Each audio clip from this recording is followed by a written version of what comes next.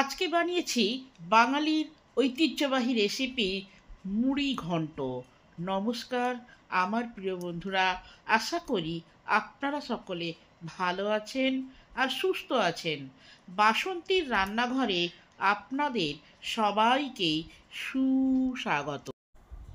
আজকে আমি আপনাদের সাথে শেয়ার করলাম ঝরঝরে ও সুস্বাদু মুড়িঘণ্টের পারফেক্ট রেসিপি। এই পদ্ধতিতে মুড়িঘণ্ট করলে তা যেমন সুস্বাদু হবে তেমন ঝরঝরে হবে, নরম বা দোলা পাকানোর কোনো ভয়ই থাকবে না। এই ভিডিওটি সম্পূর্ণ দেখার অনুরোধ রইল। আজকে রান্না করব মাছের মাথা দিয়ে মুড়িঘণ্ট, বাঙালির ঐতিহ্যপূর্ণ রেসিপি। মুড়িঘণ্ট রান্না করার জন্য যে উপকরণগুলো লাগবে সেইগুলি হলো, প্রধান উপকরণ হলো মাছের মাথা। আমি এখানে 2 পিস মাছের মাথা নিয়েছি। এই মাছের মাথাগুলো পরিষ্কার করে ধুয়ে নুন আর হলুদ মাখা আছে। আর লাগবে 300 গ্রাম গোবিন্দভোগ চাল, যে চালে পায়েস রান্না হয় সেই চাল। আপনারা আপনাদের পছন্দ মতো যে কোনো চালে এই রেসিপিটা করতে পারেন। মুড়িঘণ্ট করার সময় চালের মাপটা আগে জানা দরকার। চালটাকে আগে আপনারা বাটিতে বা কাপে মেপে নেবেন। 1 বাটি চালের জন্য 2 বাটি করে জল দিতে হবে। এখানে আমার 2 বাটি চাল আছে, আমাকে 4 বাটি জল দিতে হবে এই চালটা ভালোভাবে সেদ্ধ করার জন্য। তার আগে চালটাকে একটা বড় পাত্রে নিয়ে নিলাম। চালটাকে ভালো করে পরিষ্কার করে ধুয়ে 10 থেকে 15 মিনিটের জন্য ভিজিয়ে রেখে দিলাম। এখানে 2টো আলু বড় বড় করে কেটে জলে ডুবিয়ে রেখেছি। আলু সবসময় কেটে জলে ডুবিয়েই রাখবেন। আর লাগবে 3 পিস পেঁয়াজ, 3টে টমেটো, 1 চামচ আদা, 1 চামচ রসুন আর 3টে কাঁচা লঙ্কা। লঙ্কাগুলোকে আমি চিড়ে রেখেছি।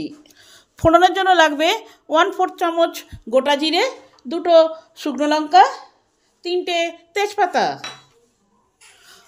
আর যে মশলাগুলো লাগবে, 1 চামচ হলুদ গুঁড়ো, 1/2 চামচ লঙ্কা গুঁড়ো, যেরকম ঝাল খাবেন সেরকম লঙ্কা দেবেন, 1/2 চামচ জিরে গুঁড়ো আর 1 চামচ ধনে গুঁড়ো। আর এই মুড়িঘণ্টটাকে টেস্টি করার জন্য, একটা সুগন্ধ আনার জন্য ভাজা মশলা দেওয়া হবে। সেই ভাজা মশলাটা 5 পিস এলাচ, 4টে শুকনো লঙ্কা, 2টো দারুচিনি, 1 চামচ গোটা জিরে, 1 চামচ গোটা ধনে ভালো করে ভেজে এর 1 চামচ দেওয়া হবে। প্রথমে প্যান গরম হলে প্যানে দিলাম এলাচ, দারুচিনি, শুকনো লঙ্কা আর ধনে আর জিরে। এগুলোকে ধিমে আঁচে ভালো করে নেড়ে ভেজে নিতে হবে। আবার বেশি কড়া করে ভাজা চলবে না, তাহলে এর ফ্লেভারটা নষ্ট হয়ে যাবে। কন্টিনিউ নেড়ে নেড়ে ভাজতে হবে, নাহলে নিচের গুলো চুয়ে যাবে। আর এই যে পটপট করে আওয়াজ হচ্ছে, এটাই হলো ভাজার লক্ষণ। এর থেকে আর বেশি ভাজবে না। এবার নামিয়ে নেব। এবার ঠান্ডা করে গুঁড়ো করে নেব। এবার প্যানে দিলাম পরিমাণ মতন তেল। এবার মাছের মাথাগুলো ভেজে নেব। তেল গরম হয়ে গেছে, এবার মাথাগুলো দিয়ে দিলাম।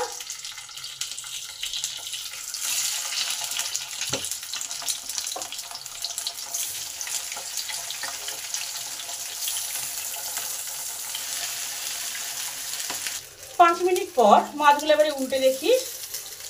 মাছগুলো লাল লাল করে উল্টে পাল্টে ভেজে নিতে হবে।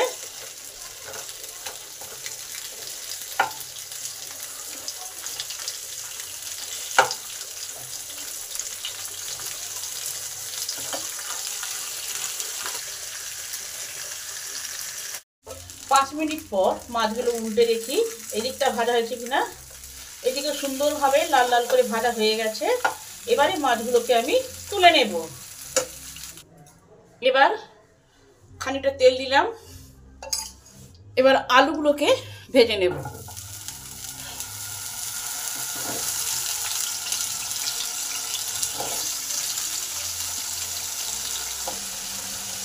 আলুতে পরিমাণ মতন নুন দিই, সামান্য পরিমাণ হলুদ দিই। নুন হলুদটাকে ভালো করে আলুর সঙ্গে মিশিয়ে দিই। এবার 8 থেকে 10 মিনিটের জন্য চাপা দিয়ে দিই, যাতে আলুটা ভালোভাবে সেদ্ধ হয় আর ভাজা ভাজা হয়। 5 মিনিট পর ঢাকাটা খুলে দেখি। আলুগুলো এবারে উল্টে পাল্টে দিতে হবে। যে দিকটা ভাজা হয়নি সেই দিকটা ভালো করে লাল লাল করে ভেজে নিতে হবে। আবার 5 মিনিটের জন্য চাপাটা দিয়ে দিলাম। আর 5 মিনিট পর ঢাকাটা খুলে দেখি।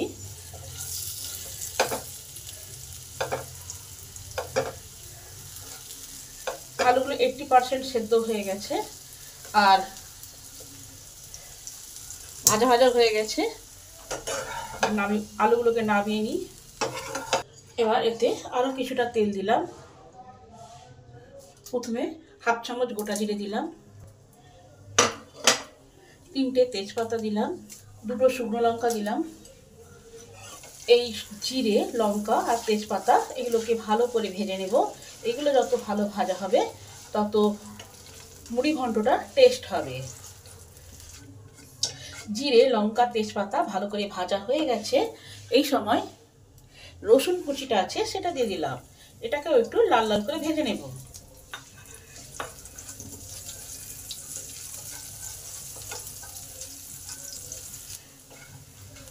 রসুনটা আমার লাল লাল করে ভাজা হয়ে গেছে। এই সময় পেঁয়াজ কুচিটা আছে এটা দিয়ে দিলাম।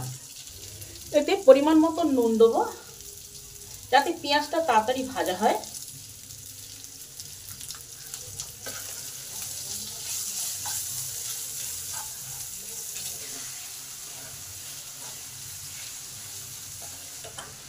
পেঁয়াজটা আমার হাফ ভাজা হয়ে এসেছে। এই সময় চামচ আদা কুচি দিয়ে দিলাম, আদা বাটা দিয়ে দিলাম।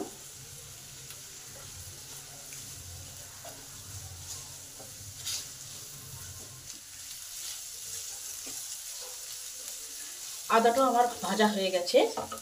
এই সময় হলুদ গুঁড়ো, লঙ্কা গুঁড়ো, জিরে গুঁড়ো, ধনে গুঁড়ো সব দিয়ে দিলাম।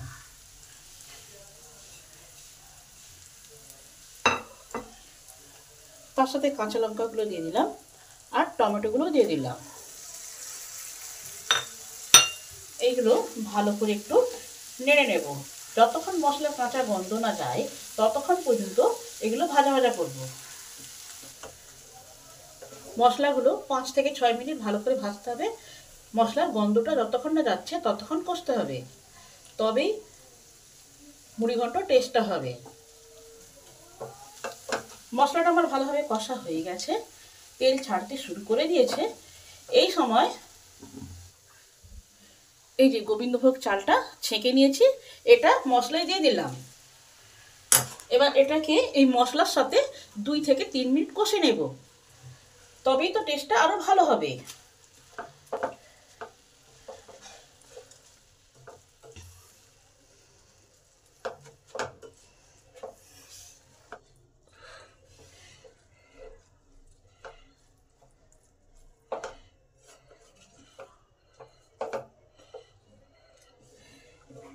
চালটা আমার 2 থেকে 3 মিনিট মশলার সাথে কষা হয়ে গেছে। চালের একটা কালারও চেঞ্জ হয়ে গেছে। এবার জল দেওয়ার পালা।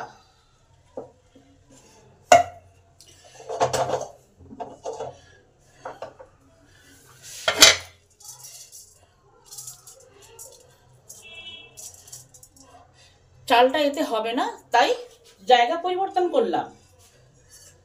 এবার মাছের মাথাগুলো এতে দিয়ে দিলাম।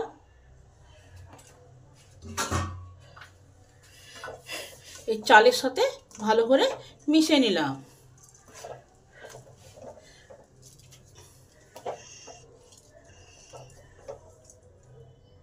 এবার আসুন জল দিতে হবে। আমার 2 বাটি চাল আছে, 1 বাটি চালের জন্য 2 বাটি করে জল দিতে হবে, অর্থাৎ 4 বাটি চাল আমার লাগবে। 1 2 3 4। এবার সব কিছু ভালো করে মিলিয়ে নেব।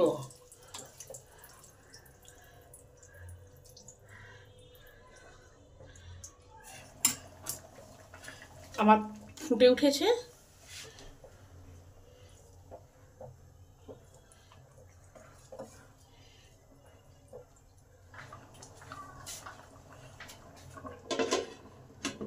এখন 8 মিনিটের জন্য আমি চাপা দিয়ে দিলাম। 8 মিনিট পর চাপাটা খুলে দেখি কি অবস্থা। এই সময় আলুগুলোকে দিয়ে দিলাম। আলুগুলোকে ভালো করে মিলিয়ে দিই।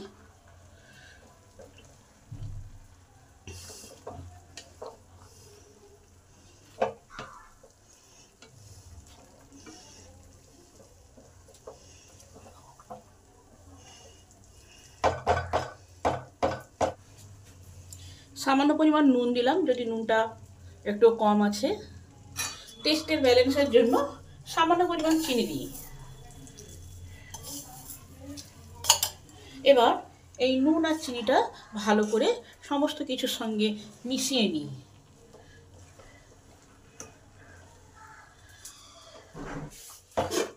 আরও 8 মিনিট চাপা দিয়ে দিই।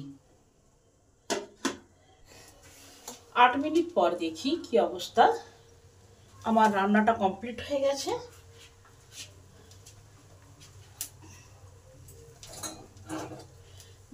মাঝে মাঝে চাপা খুলে একটু নেড়ে দিতে হয়েছে, নাহলে নিচেটা যাতে ধরে না যায় সেই দিকে লক্ষ্য রাখতে হবে। এবার গ্যাসটাকে অফ করে দিয়েছি।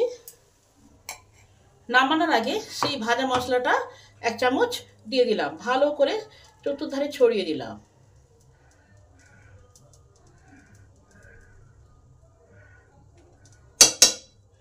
আর 1 চামচ ঘিটা গালিয়ে নিয়েছি, ভালো করে ছড়িয়ে নিলাম।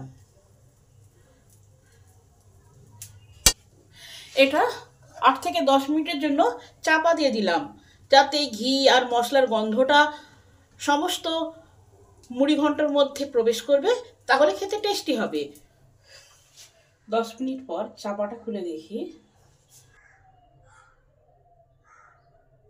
প্লেটেই ধরি নাকি। এবার ঘি আর এই ভাজা মশলাটাকে ভালো করে সমস্ত মুড়ি ঘন্টার মধ্যে চালিয়ে দিই।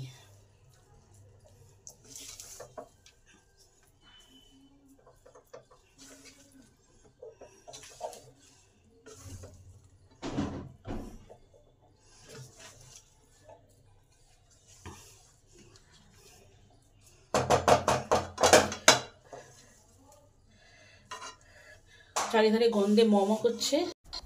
আপনারাও বাড়িতে এইভাবে মুড়ি ঘন্ট রান্না করে খেয়ে দেখবেন। রেসিপিটা যদি ভালো হয় কমেন্ট করে জানাবেন। আমি আপনাদের কমেন্টের অপেক্ষায় রইলাম। ভিডিওটি সম্পূর্ণরূপে দেখার জন্য অসংখ্য ধন্যবাদ। দেখা হচ্ছে অন্য কোনো নতুন ভিডিওতে। আপনারা সুস্থ থাকবেন, ভালো থাকবেন।